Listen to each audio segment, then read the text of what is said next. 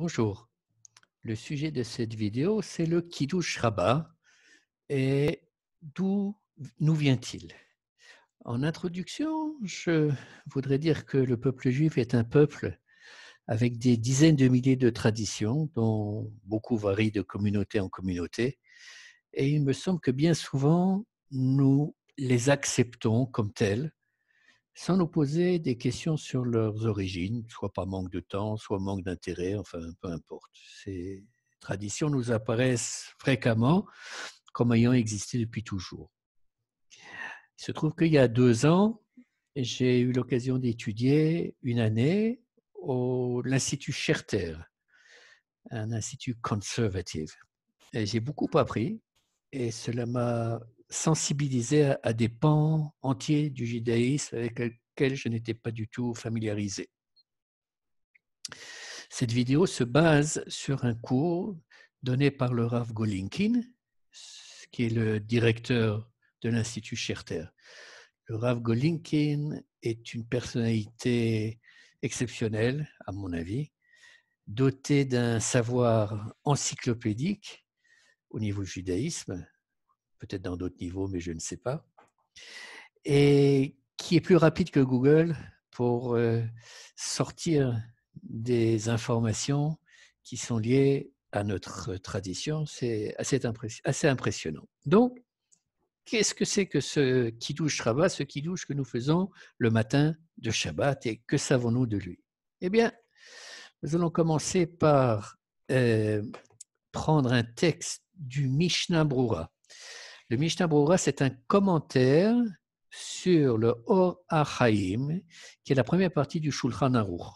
Ce commentaire a été écrit par le Chefetz Chaim, qui a vécu de 1838 à 1933.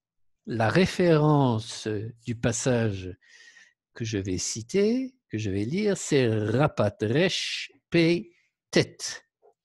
Le titre, c'est Seder Seudat Shacharit Shel Shabbat. Donc, comment doit se passer le repas du Shabbat midi. Et voilà comment le Shulchan Aruch débute. Il est Shulchano Aruch, Umita Mutzat Yafe, Umapa Prusa comme Seudat Halayla. Donc, il faut que on ait une belle table pour Shabbat. ויברך על היין בורא פרי הגפן, והוא נקרא קידושה רבה.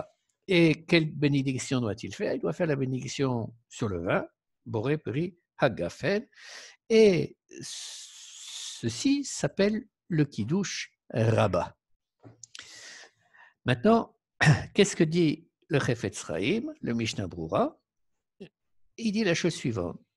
Kiddush rabbah, 2 points, ונקרא בלשון זה, שהוא כמו שקוראים סגי נהור, מפני שזה הקידוש אינו כלל דאורייתא, רק שתקנוהו לרבוד שבת ואסמכוהו אקרא כדאיתא בגמרא. En français, dans le texte, le Chefetz Chaim dit la chose suivante. Il dit, en fait, pourquoi Kiddush Rabbah? Eh bien, c'est pour embellir, pour ne pas dire simplement Kiddush. Kiddush, ça fait, mettons, pauvre. Et donc, on va rajouter le mot Rabbah, qui veut dire un grand Kiddush ou important Kiddush. Et pourquoi? Parce qu'en fait, ce n'est pas une mitzvah qui est issue du texte de la Torah même, mais tout simplement ce qu'on appelle une takana, une instruction que les rabbanim, que les chachamim ont décidé, et donc qui n'a pas le même niveau d'importance, d'une certaine manière, avec le kiddush du soir ou ce qu'on considère comme des mitzvot qui sont issus directement de la Torah. Alors, bien entendu, cela ne veut pas dire que nous sommes dispensés de faire ce kiddush rabbah, bien au contraire, parce que si on ne devait suivre que les mitzvot, les commandements qui sont directement issus, qui ont leur source dans la Torah, eh bien, on ne reconnaîtrait pas la vie juive telle que nous la connaissons aujourd'hui. Bien, sur ce, après ce premier texte, nous allons passer à un texte de la Gemara du traité Psachim, la page Kouf Vav Hamoud Aleph. Et il y a un petit passage qui raconte une histoire. Je vais lire une partie parce que comme c'est en araméen, je suppose que la plupart de ceux qui vont écouter ne sont pas nécessairement super familiers avec l'araméen. Et ce qui est important, c'est l'histoire en elle-même. Le héros, entre guillemets, de cette anecdote, c'est Rav Ashi. Rav Ashi, ses dates de vie, c'est 352 à 427, donc le 4e siècle et 5e siècle de notre ère. C'est un sage extrêmement important, comme il y en a eu beaucoup, mais ce qui fait sa caractéristique, c'est qu'il fait partie des 2 éditeurs, lui avec Ravina, du Talmud. C'est-à-dire quand il a fallu rédiger par écrit le texte du Talmud que nous connaissons aujourd'hui, eh bien, il y a 2 Chachamim qui se sont attelés à cette énorme tâche, et l'un d'entre eux était Rav Ashi. Donc pas n'importe qui. Et qu'est-ce que nous raconte la Gemara? Elle nous dit comme ça.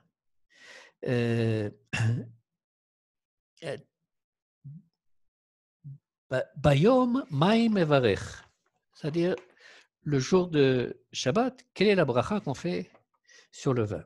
Amar Rav Yehuda, Boré Priya Geffen, tout simplement Boré Priya Geffen. Et maintenant commence la petite anecdote avec Rav Ashi. Rav Ashi Ikla le Mechoza.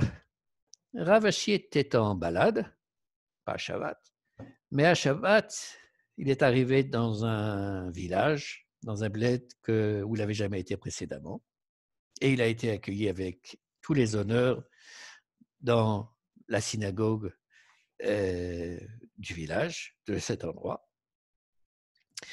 Et le Shabbat matin, après la fin de la prière, Amroulé, Likedishlan Mar Kidusha Rabba.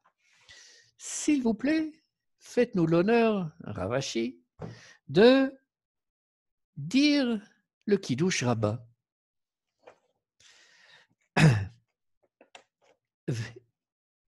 Havale, Sava Mainihu Kiddush Rabba.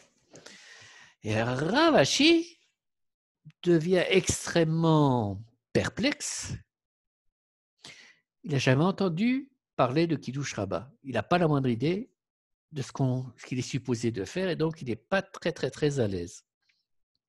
Alors, il réfléchit, continue la Gemara, ce qu'elle va raconter, et se dit, bon, et s'il s'agit de vin, il faut sûrement faire Boré Peri Agafen.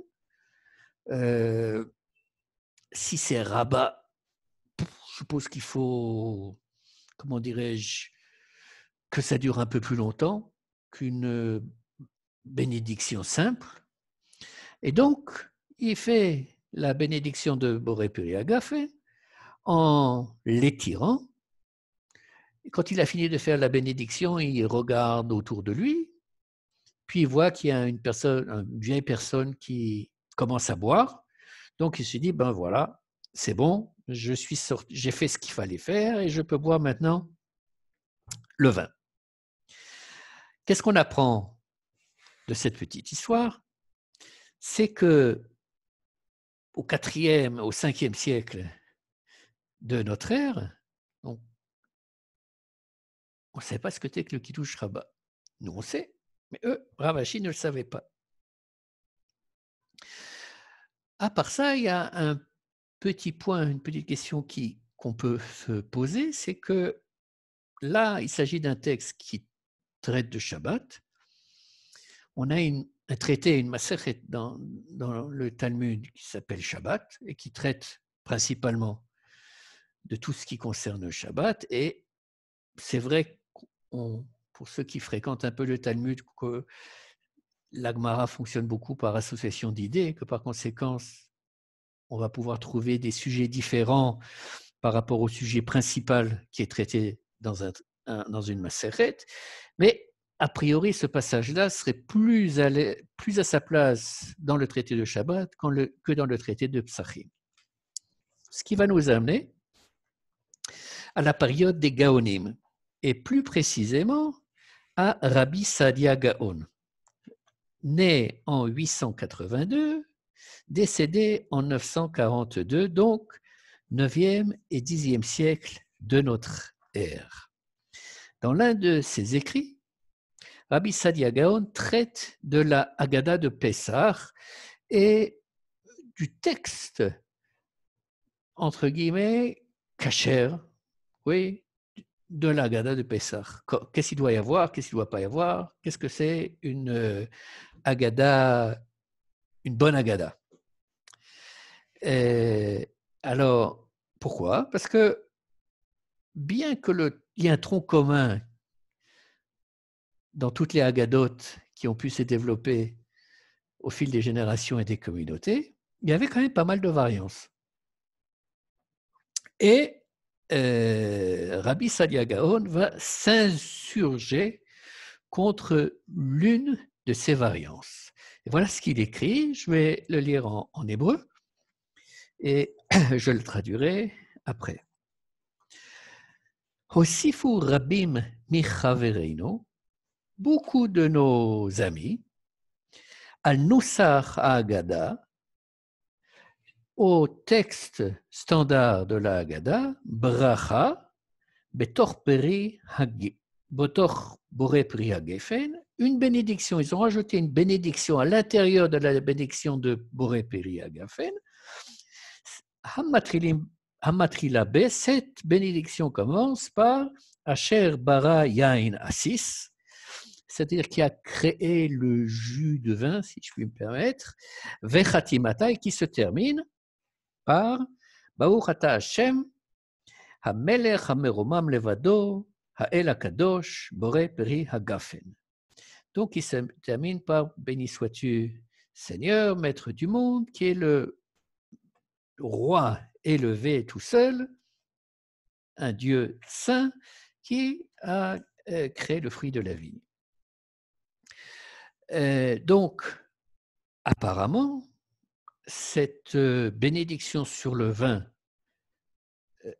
était dite sur l'un des 4 vers, sur une des 4 bénédictions du Seder, dans de nombreuses communautés. Et d'après Rabbi Sadia Gaon, c'était une erreur. Il fallait que les 4 bénédictions soient les bénédictions normales, Boré Peri Geffen, et c'est tout. Et ce n'était pas la peine de rajouter tout ce texte supplémentaire. Après Rabbi Sadia Gaon, il y a un autre Gaon qui s'appelle Hai Gaon, qui a vécu entre 939 et 1038. Hai Gaon va citer le passage de la Gemara sur Kiddush Rabbah avec l'histoire de Rav Ashi que j'ai lu tout à l'heure, et il dit Nira shelo haya nusach kavua la'arichut zu, c'est-à-dire d'après ce texte de la Gemara, dit Hai Gaon, visiblement le Kiddush Rabbah n'était pas quelque chose avec un texte bien défini à cette époque-là. À propos, je me rends compte que j'ai oublié un tout petit passage dans le Mishnah Brura, juste avant le Kiddush Rabbah, où il écrit Vivarech, c'est quelle est la bracha qu'on doit dire, et donc le Chafetz Chaim écrit Yesh nohagim hu liftoch mitrila pasuk v'shamru v'nei Israël o zachor et yom ha-shabbat at va'ekatsheu. C'est-à-dire que soit on dit v'shamru v'nei Israël avant de faire la bracha sur Boré Peri Geffen, soit on dit Zachor et Yom HaShabbat. Veyesh me'amon shepotrim mais al ken berach Hashem. ושלא כדין הוא, לכל פסוקה, דלא פסקה, משה ענן לא פסקינן. Et il y a d'autres qui vont à la fin de Zachoret Yom HaShabbat, ils disent juste Al Ken Brach Hashem, et ils disent la bracha, et ça, le Chefetz Chaim dit, ça, c'est pas super. Il faut citer tous les psukim. Excusez-moi pour ce petit oubli. Et je reviens à notre ami, le sage Hai Gaon. Donc, après avoir remarqué qu'il n'y avait pas donc de Noussach, de version fixe du Kiddush Rabbah à l'époque de Rav Ashi, il va faire le commentaire. Il se rapporte au passage que j'ai lu tout à l'heure de Rabbi Sadia Gaon, et Hai Gaon dit la chose suivante. מה שלא נתבאר בדברי רבי סעדיה גאון הוא מה השייכות לאריכות זו בקידוש של ליל הסדר דווקא. C'est un petit peu la question qu'on se posait tout à l'heure. Donc, Hai Gaon dit, c'est pas clair dans ce que dit Rabbi Sadia Gaon, que vient faire tout ce passage de Yain à 6, de cette bracha, justement dans une bénédiction qu'on doit dire au Seder. Et il continue, Omnam, ובאמת, רבי סעדיה גאון מביא שהוסיפו כן בכל קידוש של יומא דשבתא. C'est-à-dire, en fait, il s'avère que Rabbi Sadia Gaon amène comme point de vue que ce passage de Yain à 6, cette longue bénédiction, ce n'était pas du tout lié au Seder, mais c'est le Noussach qu'on doit dire pour le Kiddush Rabbah. Donc, d'après Rabbi Sadia Gaon, cette bracha qu'on va lire dans un moment, c'est la bracha qui doit être dite pour le Kiddush Rabbah et non pas le Veshameru ou Zachoret Yom HaShabbat qui a été fixé pour Halacha plus tard. Et nous avançons en voyageant à nouveau dans le temps et cette fois-ci, nous arrivons au XXe siècle. Nous allons parler du Rav Naftali Vider, né en 1905, décédé en 2001. Il est né à Siget, dans les Carpates. C'est la ville où Elie Wiesel est né. C'est un chassid belge. Il est arrivé Baruch Hashem en Angleterre en 1939. Il y a vécu là-bas.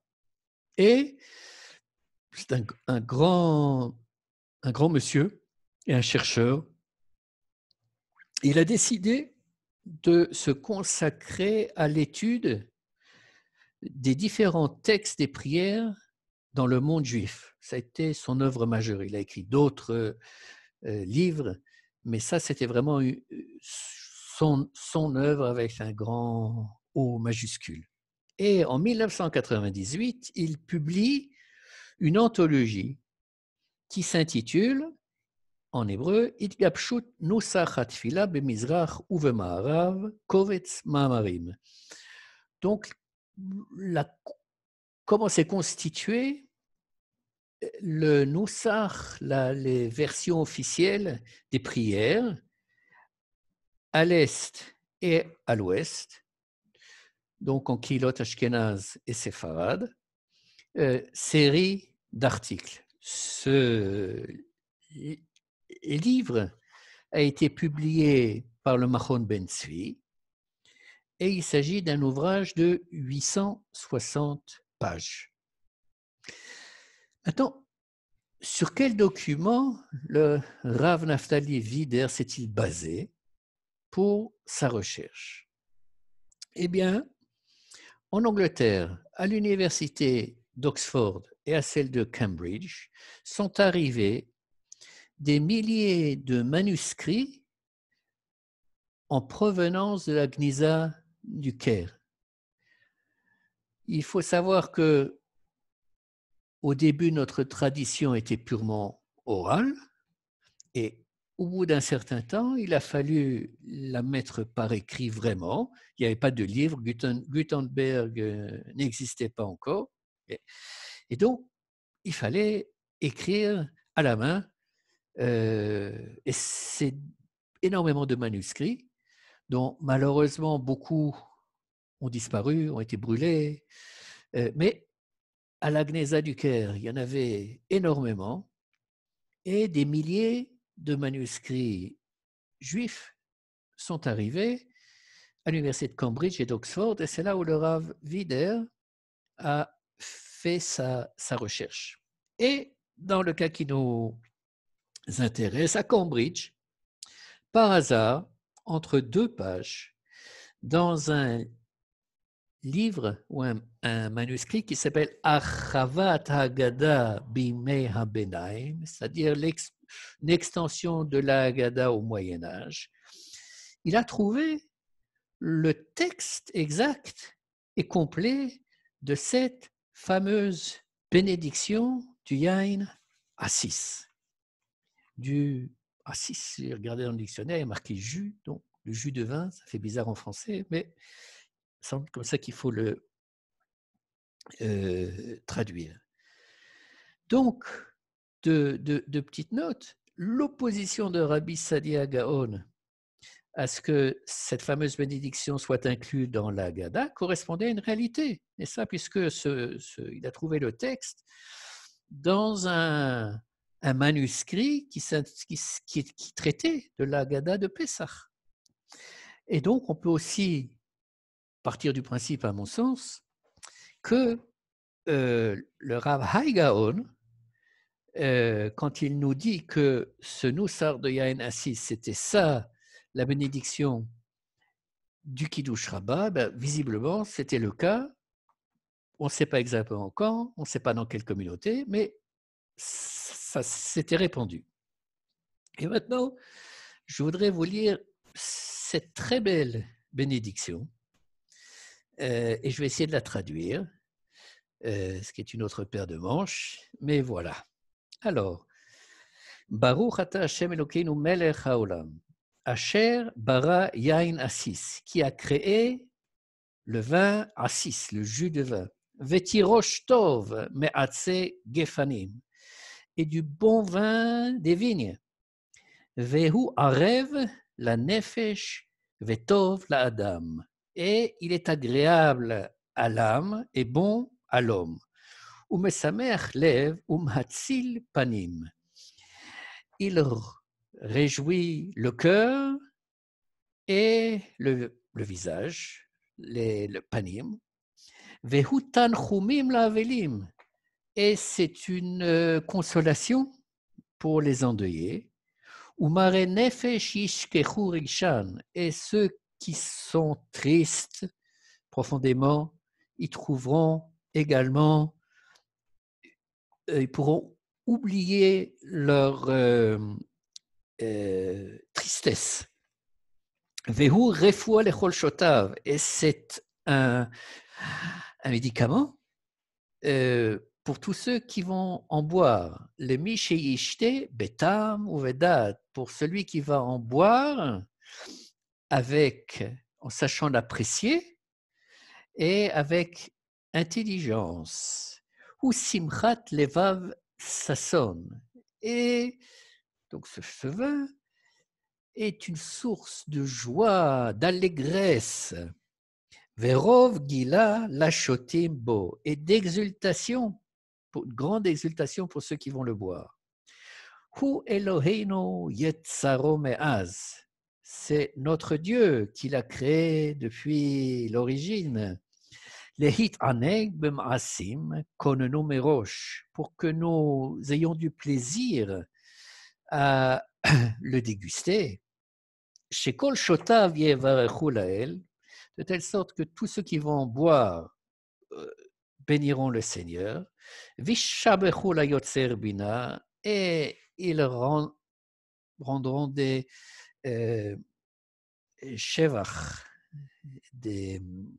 comment dit-on, ils rendront gloire à celui qui a créé l'intelligence, Hamechin Ma'adane Tevel, qui prépare des délicatesses dans ce monde, Veyatzar Limtuke Aretz, et a créé des choses douces dans ce monde. Hu Eloheinu, c'est notre Dieu.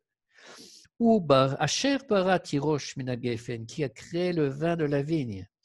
Vehitkin asis min hanavim, et qui a fait qu'on puisse préparer du vin, du raisin. Les hasbia nefesh re'eva, de telle sorte que toute personne qui est faim puisse être rassasiée.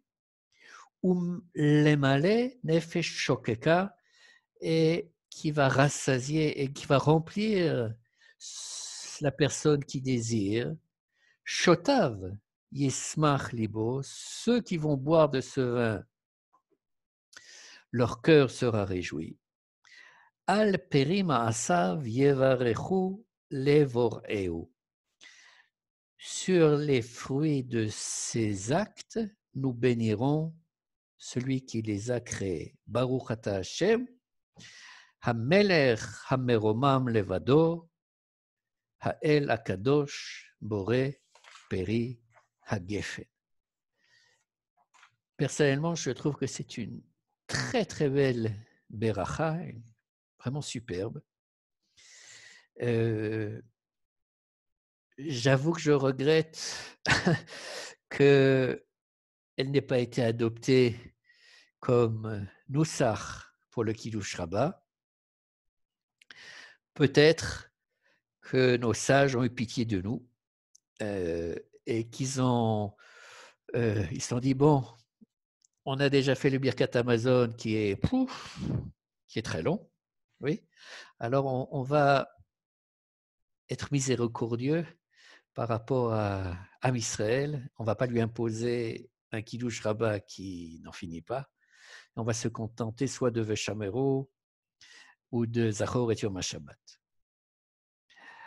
En conclusion, si on réfléchit un petit peu, je pense que on pourrait dire que de la même manière que la halakha, la loi, est dynamique, oui, il en est de même pour les sidurim, pour nos livres de prière.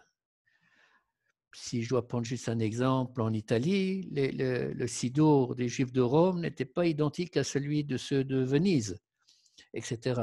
Oui, chaque communauté, pratiquement, au fil des années, au fil des pays d'adoption, en fonction des circonstances historiques, dramatiques ou heureuses, on fait évoluer nos sidours en introduisant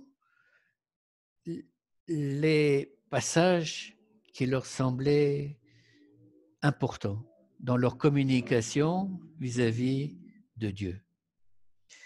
Et c'est vrai jusqu'à ce jour, en Israël, on a rajouté une bénédiction pour les soldats de Tzahal, pour Médinat Israël, pour l'État d'Israël. Et je pense qu'on peut dire que nos livres de prière, nos sidurim, sont des témoins, de vrais témoins, de l'attachement du peuple juif à Dieu, de son dynamisme et de sa vitalité.